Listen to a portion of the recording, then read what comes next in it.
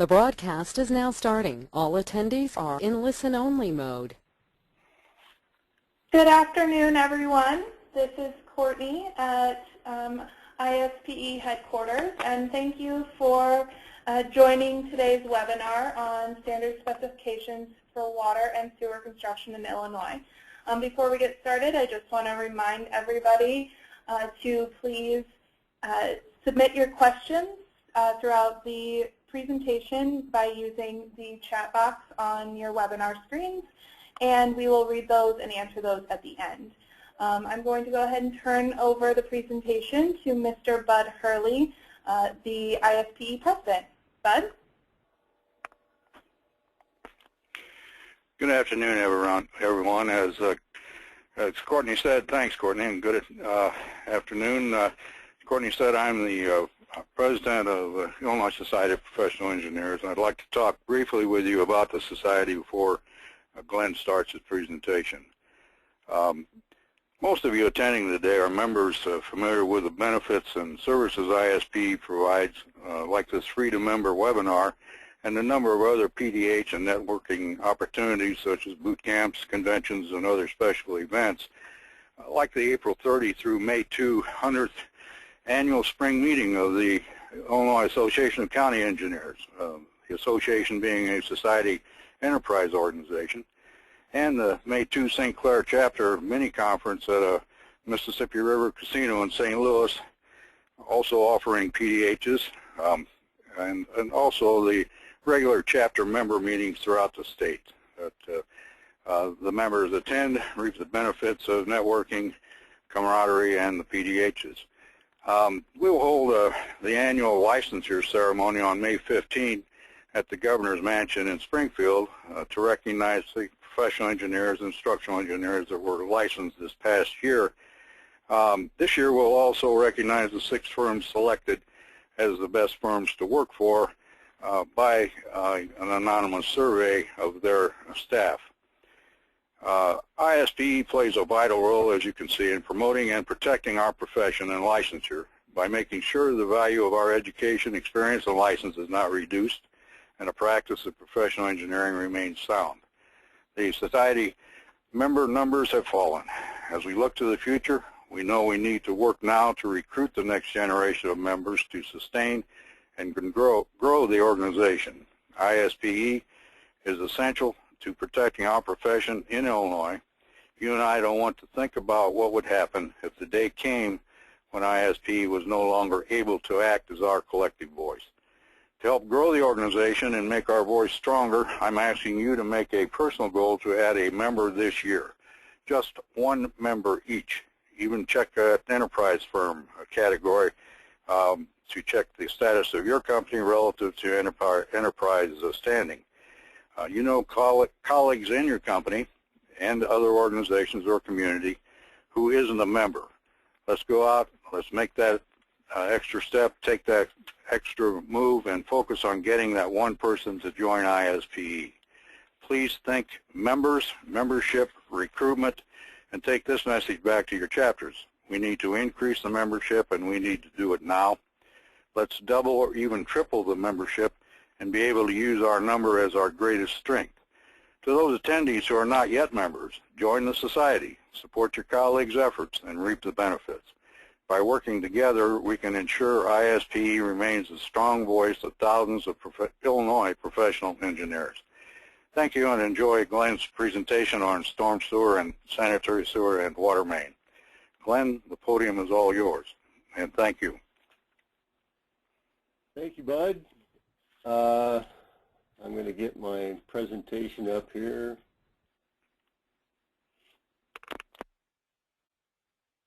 Everybody seeing that? I'm hoping. Yes, we can see it. It's just on the last slide. Oh, that's not right. I guess it better to start from the beginning, right? Yes. Yep, you flip to the end, Glenn. That's a quick session. How's that? Is that better? Much better. Okay, well, again, welcome to everyone. I really appreciate the opportunity to share this information today. This is the first time for me, so not the first time presenting. I've actually done over, somewhere around 700 presentations in the last 16 years, but I do have to admit this is the first time I've ever done it in my sweats. So good thing you don't have the video. And I also, just as an observation, want to say that personally, I would probably rate the experience of listening to an hour presentation on standards and specifications somewhere just below that of watching paint dry. So I do have to commend all you brave souls who've actually made a decision to join us today. And hopefully you'll be rewarded in at least some timely information about what's going on with the standard specs here in Illinois. So with that, we'll get going. This current edition, the 7th edition, was just published last month. But I wanted to give you a little of the background of how this all came about. I also was privileged to serve on the 6th edition committee, which produced that in July of 2009. It took us 4.5 years to produce that 6th edition, and when asked, I usually give people a one-word answer on how to rate the experience, and that is brutal. 4.5 years is a long time. But anyways, it's a little easier to do the 7th edition. We went out for public comment between about January of last year and April, and then we reviewed the submissions between, let's say, April and August, finished that process, then of course had all the changes made in the manual, and then it was finally published last month, like I said. So it just kind of gives you an idea of how this all came about. And as far as I can remember, I don't think we ever took any formal minutes of the meetings, but just to the best of my knowledge, or I should say memory, Dan Fagola and I tried to organize the thing.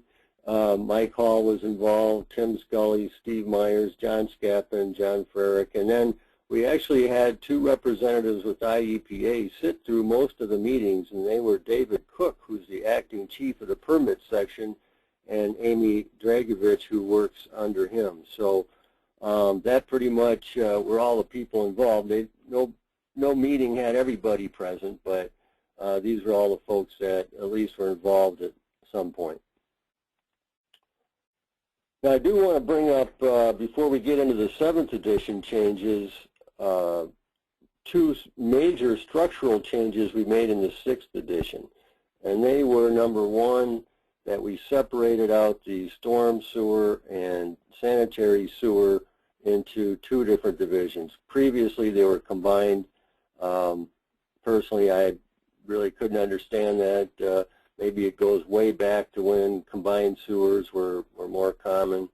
But really, if you think about the requirements for materials, installation, testing, storm and sanitary are enough different that they should and deserve their own separate sections. So we made that major change, and of course you'll see that reflected in what we talk about today, as well as the fact that we separated out rigid and flexible pipes, because generally when you classify pipe materials, they would fall into one of these 2 broad categories. Obviously, there's a lot of different materials out there, and they all have widely varying properties, but generally you confine your discussion to either rigid or flexible pipe. And again, you'll see the changes that we've made in the 7th edition reflect that other major structural change we made in the 6th edition. Just to kind of give you an idea quickly, an overview of the changes we made this time around, I prepared this slide here. As you can see, no changes were made to divisions 1, 6, and 7, so we can confine our discussion to 2 through 5. And I just mentioned on this slide maybe one of the, or more of the major changes that we made in each of those divisions. So the Division 2, excavation, we added CA7 backfill to the list of approved trench backfill materials. You'll see that coming up here in a minute. Sanitary sewers, we included polypropylene pipe for the first time as an approved sanitary sewer material type. In the water distribution division, we changed some references to various other specifications, and you'll see that tried to fix some things up. I think in the meantime we might have fixed them down, if you know what I mean. In other words, we fixed some and then we made some more problems. So I'll try to point those out, and of course we'll do our best to get those changes to you as well. And then storm sewers, again, polypropylene pipe was added to the list of materials. So going to Division 2, and what I tried to do with these slides is just give you a little of the text for the context of the change that was made. So in Division 2, Section 20-3.01 on foundation bedding and haunching, we added CA7 to that list of approved materials. Now, but the note at the bottom, you got to remember that the way we set up these specifications is whatever materials are allowed for bedding and haunching are automatically allowed for initial and final backfill as per sections 3.02 and 3.03. So in other words, all the materials are approved for each zone in that trench backfill. Now, I think this one point deserves a little bit of discussion. I'm sure there's going to be some questions about it at some point. We'll try to handle those at the end, like Bud said. But CA7 is a material that's listed in the IDOT spec book. CA, of course, referring to a coarse aggregate, and it's a 1.5-inch maximum aggregate size and a 1-inch nominal maximum aggregate size, meaning that a 1-inch sieve is the largest sieve for which any of the material is retained, and then of course only 5 plus or minus 5% passing a number 4 sieve. So it's what we would call, as geotechnical engineers, a poorly graded material, or basically just all one size. So obviously there's very little or no fines in it, no smaller material, very poor grain size distribution. And for that reason, it's very difficult to ascertain when you're in the field exactly where you're at in that relative density range. Now somebody might argue, well, that range isn't going to be very wide between the loosest and the most compacted states of that material, and that's probably true, but the point is that there is some potential then for trench settlement, and that's why I made up this slide here. In the 6th edition, we took CA7 out of the spec. So now, why are we putting it back in the 7th edition? Well, again, there was further discussion about its potential use, and even though IDOT had taken it out of their standards previously, according to this slide here, and this is straight from the Bureau of Design and Environment, the reasons why they took it out of their standard. If you look at the IDOT standard, they only allow 3 coarse aggregate materials for trench backfill, and they are CA6, CA10, and CA18. And the reason is that generally a well-graded, well-compacted granular material is going to produce lower stresses in the pipe, less potential settlement in the finished backfill, and less potential for groundwater flow through that backfill. I would put the word potential in there because it really does depend upon what the in situ soil conditions are. So I guess, you know, my editorial comment about the inclusion or not of a CA7 backfill material would be that really it's incumbent upon the design engineer to determine, you know, whether CA7 is an appropriate trench backfill material given the particular conditions of the project under consideration. So obviously, let's say if you're in sand and there's some potential for soil migration between the in-situ soils and the trench backfill. CA7 would probably be a pretty poor choice for that particular application. So anyways, again, in review, CA7 made it back in the specs, but I would be very careful about how I would use it for trench backfill. Okay, one other addition to Division 2 is in Section 23-3.02A, which is trenchless construction method reference sources, and we added this particular text to those sources. And again, this was a comment made that this would be a good addition to the standard.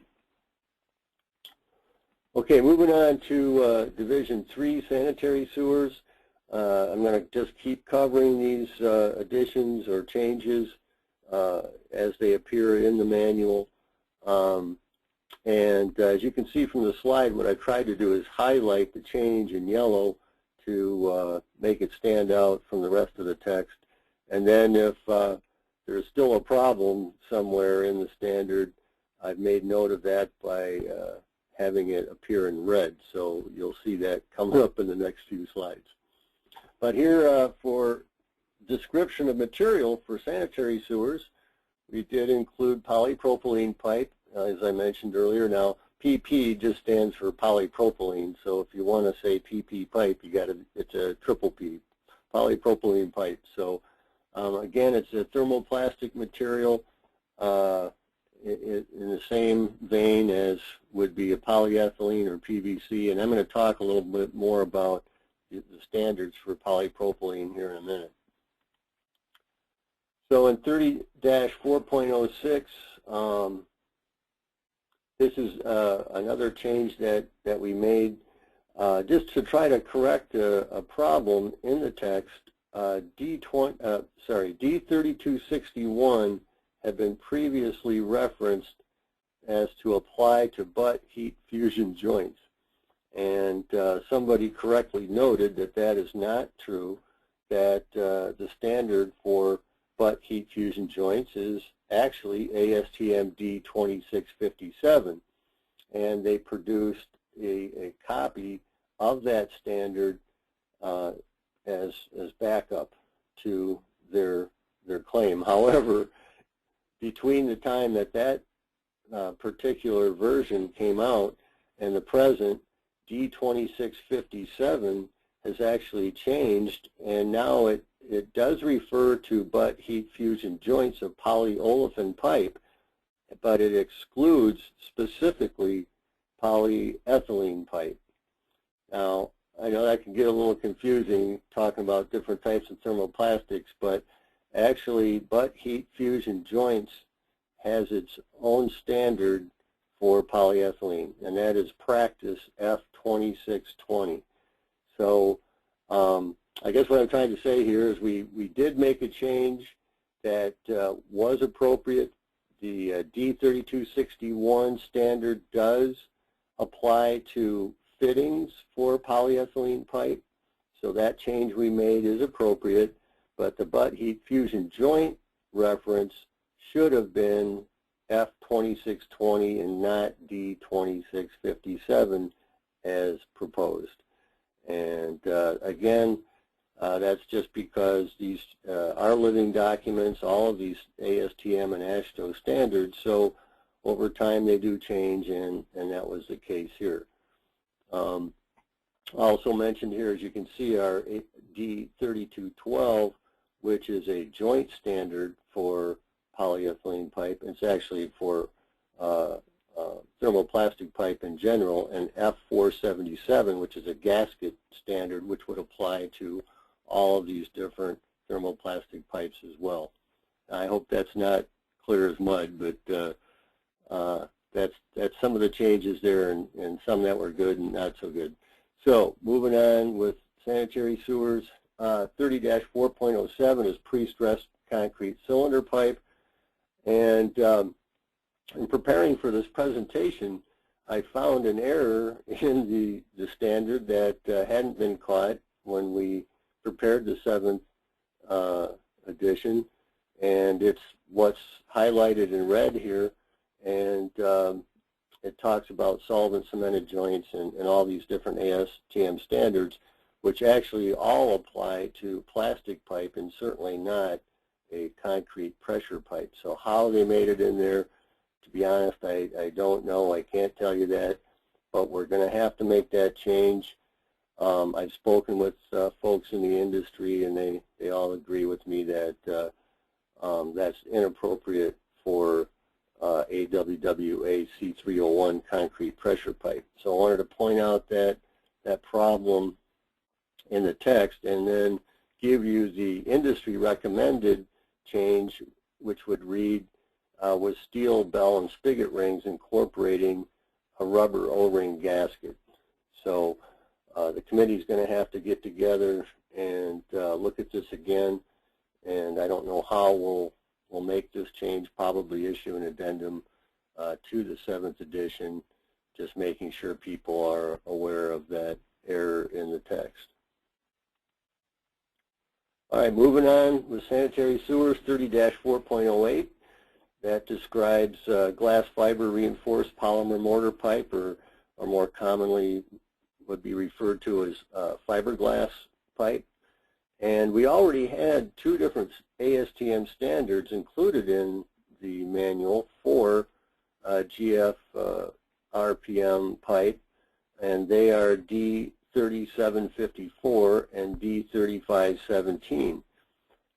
But there was a request to add D3262. And you may say, okay, well, what are all these standards and why are there so many, and why are they suggesting adding a 3rd? And the next slide, I believe, will explain that pretty well. If you look at the 3 standards, you can see that the 3754 and 3517 are both pressure pipe standards. While they are appropriate for inclusion in the sanitary sewer section, it would be also appropriate for gravity applications to include D3262, which is a non-pressure pipe. So that's why we added the D3262 to the standard, so that there would be a non-pressure application of this product available for use in sanitary sewer. Okay, Division 3. We're still on Division 3. Now we're, as you can see, this is all in yellow, so therefore it's a brand new section, 30-4.09, polypropylene pipe, like I mentioned.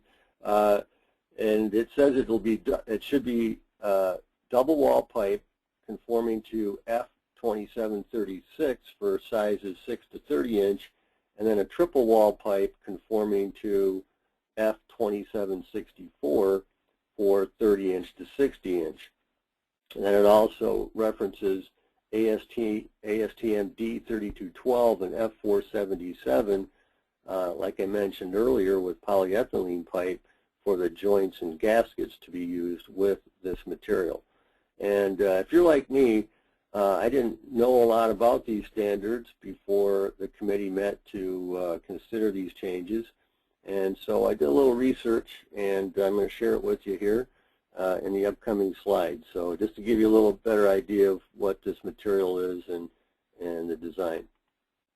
So if you look at F2736, and again, remember that's the 6 to 30 inch pipe. As you can see from the title of the standard, it includes both corrugated single wall and double wall pipe. And this is a pretty new standard, just having been first approved in 2010. And again, if you're like me, at what single, double, triple, what the heck are they talking about? Well, single wall just refers to a corrugated pipe, and double wall refers to a corrugated pipe with a co-extruded interior liner, meaning that the interior smooth liner is extruded together with the corrugated exterior. And that is the material in that ASTM standard that is now approved for use in sanitary sewer. Not the single wall pipe, but the double wall pipe. If you look into the standard a little more, it actually says in the standard that single wall is not appropriate for sanitary sewer applications. The double wall would be the preferred pipe, and that's what we put in the standard. It's only non-pressure applications, and again, the joints have to meet D3212, the gaskets F477, and it has to be installed in accordance with the ASTM D2321, which is the installation standard for all thermoplastic pipe.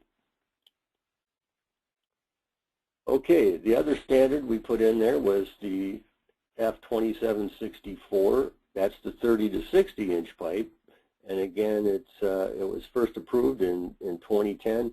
And triple wall pipe is, according to the standard, quote, an essentially smooth interior wall, essentially smooth exterior wall, and an annular corrugated profile middle wall. So you've got a smooth inner and outer walls and some corrugated structure in between the two. And interestingly, the standard does not specify a single design for this type of material. So you could have manufacturers that have some difference in how they would accomplish this. But that's the basic design. Again, it's only for non-pressure applications. Minimum stiffness requirement was added to this standard of 46 psi, which is appropriate for a larger diameter thermoplastic pipe, and that's as measured in a modified parallel plate test D2412. And again, all these other standards apply still for the joints, gaskets, and installation requirements. Now, like I said at the very beginning, all these pipes have to fit into the much broader categories of either rigid or flexible pipe, and of course polypropylene pipe being a new addition as a thermoplastic pipe would fit into the flexible pipe category, and so that's 30-5.02 as opposed to 30-5.01, which would be the rigid pipe section. And as such, if you get to 31-1.12, testing and inspection of acceptance of sanitary sewers, you find that there's several different tests that need to be required, rigid or flexible pipe, for instance, some type of water tightness test, which would include either infiltration or exfiltration testing, some type of low pressure air testing. Any of those could qualify for that water tightness test. But then if it's a flexible pipe, letter D there, it has to be also tested for deflection. And again, because polypropylene fits into that category, these testing requirements would apply to that pipe as well. And if you read a little further down in that section 31-1.12, it gives you some more details on the deflection test requirements. First of all, that it be performed no less than 30 days after final completion of the installation, well, at least of that section. You don't have to complete the entire installation. In fact, you see the last sentence there allows the engineer to test it even before 30 days if there's some reason to believe that there could be a problem, and not to hold the job up. You could test it ahead of time and then see how it's performing, and maybe do some remediation if necessary. But for acceptance, it has to be no less than 30 days after completion of that section. Okay, now we're going to go to Division 4, Water Distribution, and looking at 40-2.018, concrete pressure pipe. And here the change we made, and we made several changes in Division 4 regarding this. It was felt felt by the committee that it was appropriate to remove any mention of design, any references to design in these standards, this being standard specifications for water and sewer construction in Illinois, not design. And we had some lively discussion about this. And so what we did was we took out the mention of design in this 2.01a on pressure pipe. But I just want to point out exactly how this all works, and then you can decide whether or not you feel the changes we made are appropriate or make sense or not. If you look at concrete pressure pipe, it does get a little confusing because there's several different designs that may be manufactured underneath this AWWA concrete pressure pipe manual. C301, C300, C303, and there's a C302 as well. It's not mentioned in the standard here, but you have all these different types of concrete pressure pipe that can be manufactured. C301 is what we call concrete pre-stressed concrete cylinder pipe. It's the only one of the 4 concrete pressure pipe standards that refers to pre-stressed concrete pressure pipe. Hopefully you appreciate the difference there. So the other 3 standards are also concrete pressure pipe, but only C301 actually refers to pre-stressed concrete cylinder pipe. And so you see C301 mentioned there in the list, but then we say pre-stressed concrete cylinder pipes will conform to the latest edition of AWWA standard C304. Well, why is C304 referenced if C301 is the pre-stressed concrete cylinder pipe standard? Well, what you understand is that C304 is the design standard for C301 pre-stressed concrete cylinder pipe. So even though we took the word design out of this section, C304 still does refer to the design of that product. And then M9 we put in there as the minimum standard of practice for installation of concrete pressure pipe. So hopefully that makes sense and clears that up some. That's how we changed the text in this standard. Okay, 40-2.01b, ductile iron pipe. Again, we did the same thing. We said that the ductile iron pipe has to conform to AWWA C151, class or thickness per C150, so forth and so on. It did say before class or thickness designed per AWWA C150.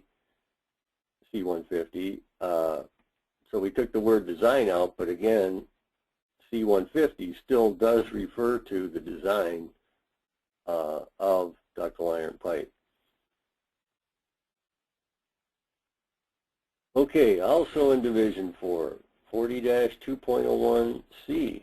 Now this was another comment that was written in that needed to be changed. And again, this can get a little complicated, but when you look at the different material code designations for polyethylene pipe, what you find is that they are based on the different properties like melt index and response to various tests like a single notch, tensile strength test, that sort of thing. And that's why they have all these different numerical designations.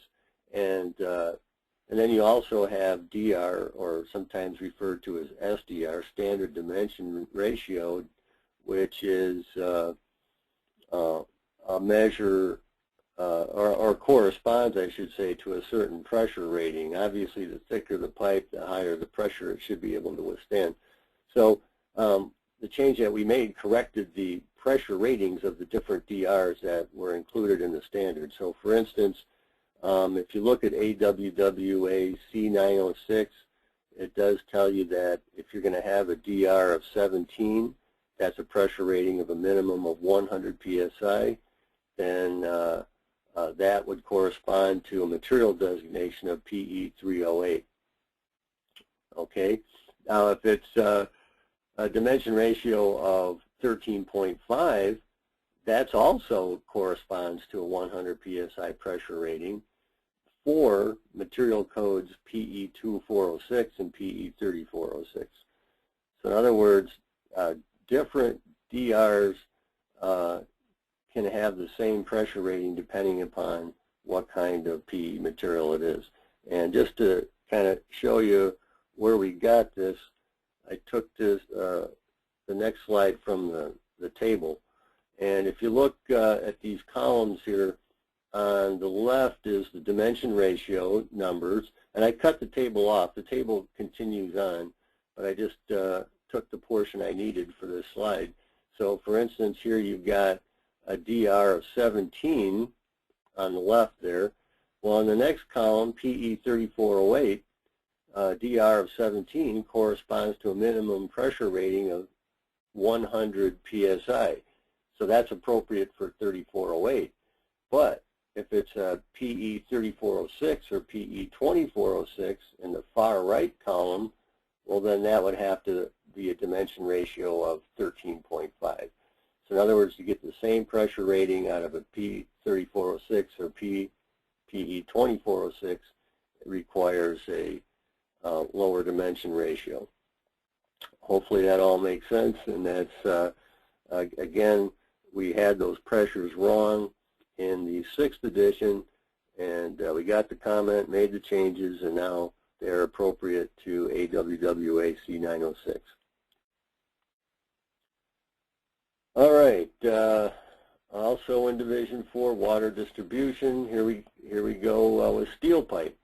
And same thing, the pipe itself has to meet AWWA standard C200, installed according to C604, but we did remove the reference to design. And actually C604 is the method of welding, field welding of steel water pipe. So that's the change we made in the steel pipe. Okay, that pretty much is it for water distribution. Let's see how I'm doing on time here. All right, well, we're doing pretty good. I hope there's some questions at the end. Division 5, storm sewers. Again, we did add polypropylene pipe to the list of storm sewer material. That shows up in the description right at the beginning of this division, 50-1. So there's polypropylene. If you go down to the flexible pipe section, 50-3.01B, as opposed to 3.01A, rigid pipe. Again, it's classified with the flexible pipes under B. We've got a whole brand new section there that's letter F, polypropylene pipe. And here we have polypropylene pipe conforming to the requirements of AASHTO M330.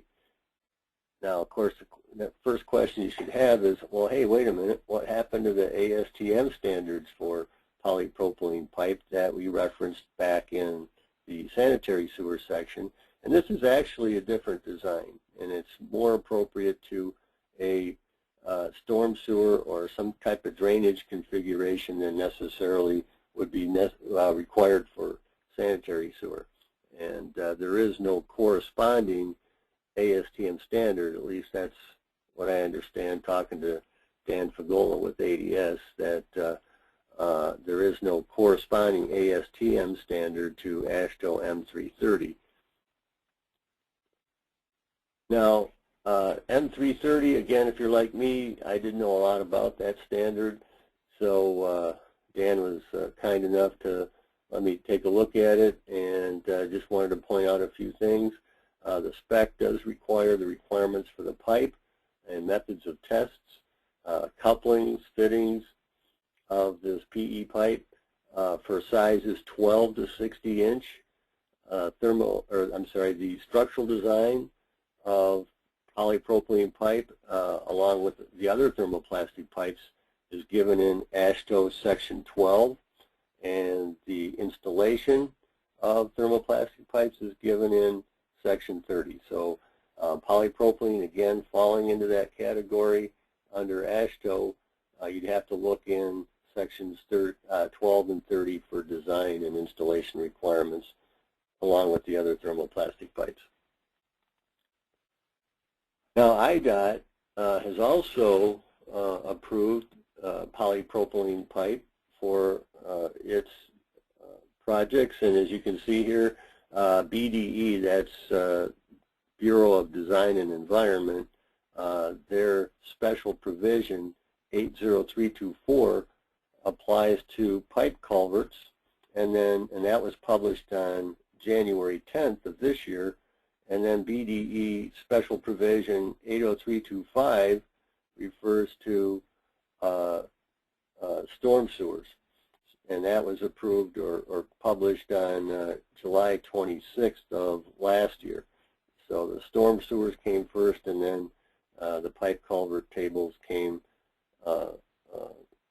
in January this year. And these are all in response to AASHTO requirements for LRFD design of pipe in all of the state DOTs, and that work was done in the bridge office for IDOT. In both of these special provisions, you have the addition, like I said, of corrugated polypropylene flexible pipe material. And if you look at each of those special provisions, it includes polypropylene pipe with a smooth interior as a Class B pipe, which is how all the other thermoplastic pipes are classified under the IDOT pipe classification system. Wasn't going to talk too much about that. You can go to the BDE manual to find out the IDOT pipe classification system. They place all available pipe materials in 4 different classes, letter classes, A through D. Class A is rigid pipe, Class B is thermoplastic pipe, Class C is metal pipe, and then Class D includes a range of materials. And then you can also look at the tables in the BDE manual for where each of those classes of pipe can be used for pipe culverts and storm sewers. And then if you look at IDOT section 1040.08, it does reference, again, AASHTO M330. So again, we wanted to make our standard coincide with the IDOT standard as much as possible. So in both standards, polypropylene pipe is approved according to AASHTO M330. Okay, also, again, talk about joints, and in 50-3.02a, polypropylene pipe, it says shall be joined in accordance with that same standard. And if you look at the standard, it does, as I mentioned earlier, have requirements for not only the pipe but also the joints. And for storm sewer, as was the case for sanitary sewer, there is required post-installation inspection of all flexible pipe materials.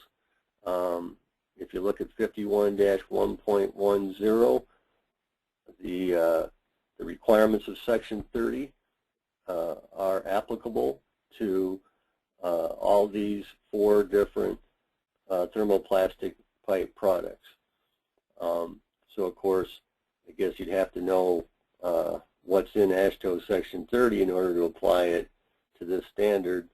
Specifically, I think the intent was here to make the post-installation deflection testing in AASHTO Section 30 applicable to thermoplastic pipe under this standard. So in other words, all thermoplastic pipe in Illinois has to be tested for deflection as per both IDOT and these specifications.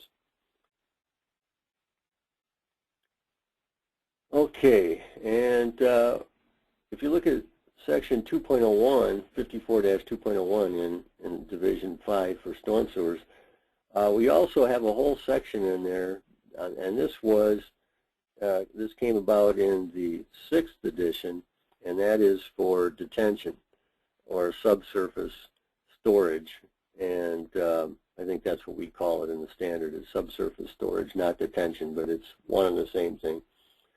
And so polypropylene pipe does show up in that section as well as being one of those materials that you might see used for that particular application, and it requires that the pipe, if it's going to be used for detention, meet the requirements already established earlier in the Storm Sewer Division, Section 50.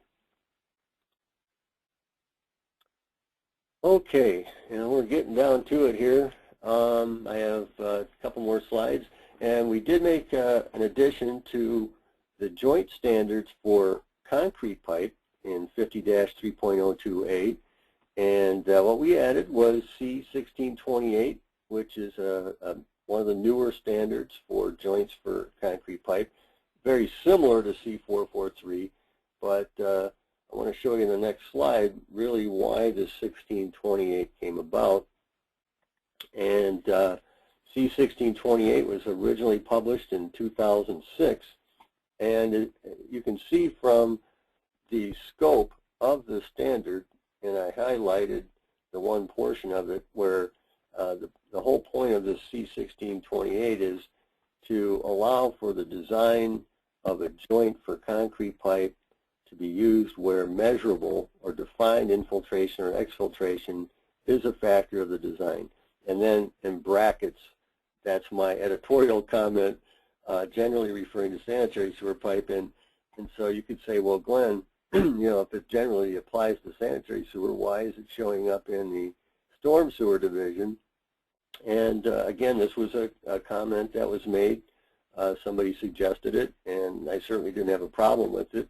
Again, if you look at the standard, it tells you under what conditions you should be able to use that standard. So if you might have a storm sewer project where infiltration, exfiltration is a factor of the design, and if so, then you'd want to reference this standard. Or you might have it also apply in a sanitary sewer pipe situation, in which case, again, you could reference the standard for C1628. So that was the only other change that we made in the storm sewer division, and I think that pretty much handles it. Now, we actually probably made a few other little changes that I may have missed, but that certainly covers 99% of them. And now I guess we got to find out if there's any questions. You guys know of any? Have they got any questions out there?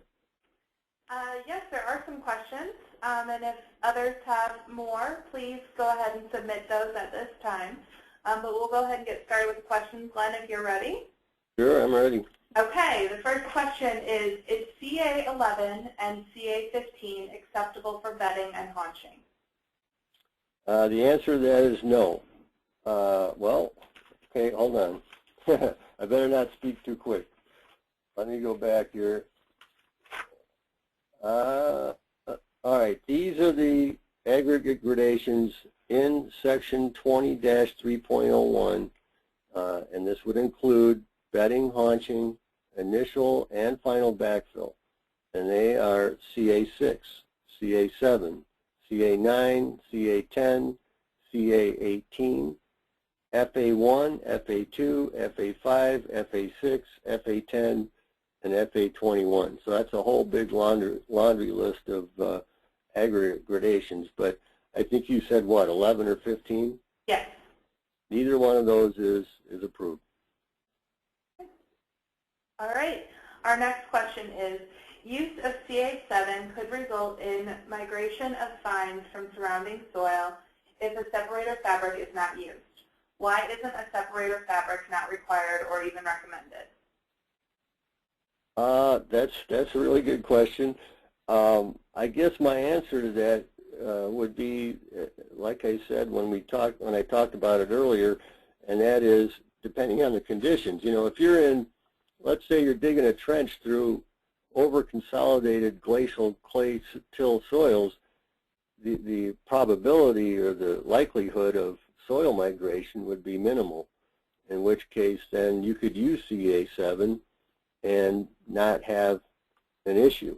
And I believe that that's probably what's happened very often in the state of Illinois. CA7, I know, has been used extensively for trench backfill through the years, and I don't know that I know of cases where they've had issues with soil migration. So it really depends upon the in situ soil conditions as to whether or not you should use CA7 at all in the first place. If you were going to use it in those cases where you might have soil migration potential, then yes, I would very much recommend filter fabric. All right. The next question is copper pipe included in the water distribution spec? Ooh, I don't think so, because, you know, I think in this standard, well, it was with the 6th edition. If you read the title, it says Standard Specifications for Water and Sewer Construction in Illinois, and I think we followed that same terminology with the 7th edition, but we left out a word that had been previously used in the title, and that's main. You know, I believe in the 5th edition it was Standard Specifications for Water and Sewer Main Construction in Illinois, and I believe that's still the intent of the standard. So, in other words, I don't think anybody would consider building a water main out of copper. Is that, of course, I'm really speaking out of turn here because I'm not any kind of an expert in water projects, but the only materials, would be allowed for water mains are concrete pressure pipe, ductile iron, steel, and various plastic pipes, no copper. The next question is, with the changes to the manual and standards, was there any discussion on adding a specific section for sanitary force mains as well? Oh, another good question. When we did the 6th edition, the committee actually broke up into subcommittees representing each of the divisions, and of course, working for the concrete pipe industry, I felt it was most appropriate for me to be involved in the storm sewer division, and so I didn't really get involved in sanitary sewers at all until we got to the main committee discussions about these various topics. And I think that certainly what we did right into the sanitary sewer division should be applicable for force main applications. There might be other special provisions that would be required for that particular case, but I don't know that that would be a common requirement. I think hopefully what we put in here would be applicable as well. So no, I don't think they really made any separate requirements for force main.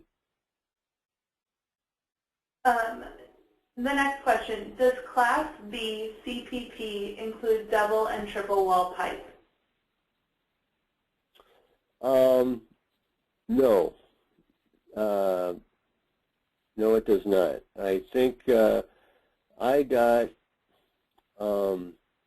in referencing AASHTO M330, again, I think that was the most applicable polypropylene pipe to be used for drainage.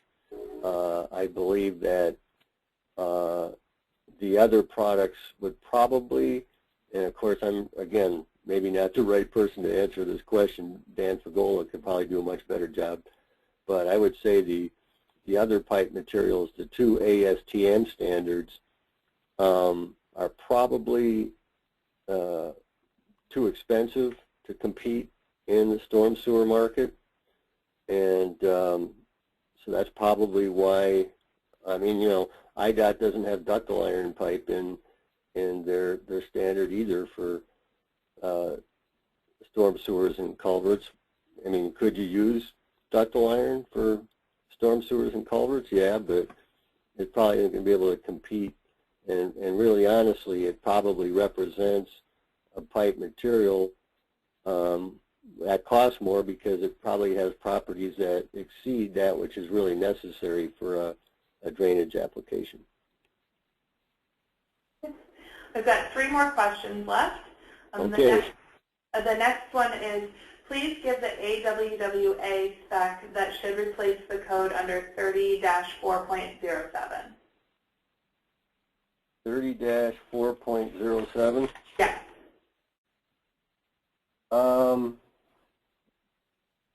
I think what's in there is okay.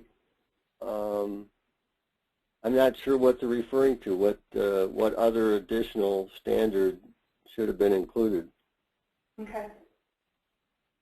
The next question, was there any consideration for including PE 4710 for an approved polyurethane pipe material for water mains? Oh, wow. That was definitely way out of my venue.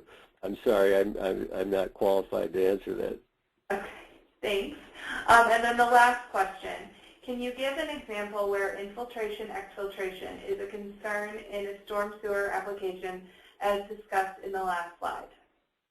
Ah, well, that's a good one. There definitely could be concerns for infiltration, exfiltration in a storm sewer application. And I'll give you one that's actually part of my experience here in Naperville.